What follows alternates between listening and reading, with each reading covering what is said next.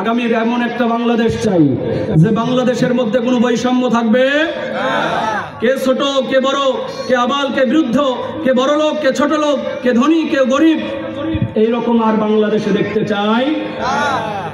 বাংলাদেশের মুসলমানদের ভাগ্য আসলেই খারাপ। নামাজে যখন আপনারা দাঁড়িয়ে যান তখন তো কেউ কাউকে এইভাবে গুতা মারে না, আওয়ামী লীগ করে সব পারছে, কথা কয় না রে মারে, আটরশি করে সব মারছে, সর্বনাই করে সব এইভাবে মারছে। এটা জামাত, এই পাশেও কোনি কয়, এটা আওয়ামী লীগ, এই পাশেও কোনি মারে, জামাত সব, আমি একাই নামাজ পড়ি, এভাবে পড়ছে কেউ? নামাজে যখন দাঁড়িয়ে যায় সবাই ভেদাভেদ ভুলে এক কাতারে দাঁড়িয়ে যায়। কথা বলেন ঠিক কিনা? আমরা এরকম একটি বাংলাদেশ দেখতে চাই কি চাই না? আরো জোরে বলেন, এরকম একটি বাংলাদেশ দেখতে চাই কি চাই না? সবাই এক হবে, কোনো বৈষম্য থাকবে না, ঠিক কিনা?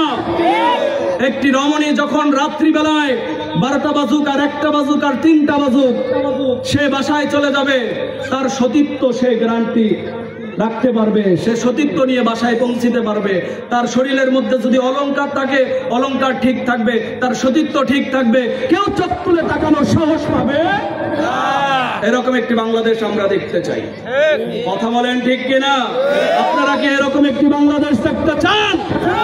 আরো যারা বলেন চান, তারা যারা এরকম একটি বাংলাদেশ দেখতে চান দুহাত তুলে আল্লাহকে দেখান। নারায়ে তাকবীর, নারায়ে তাকবীর। আল কোরআনের আলো, আল হাদিসের আলো, তোমার নেতা আমার নেতা, তোমার নেতা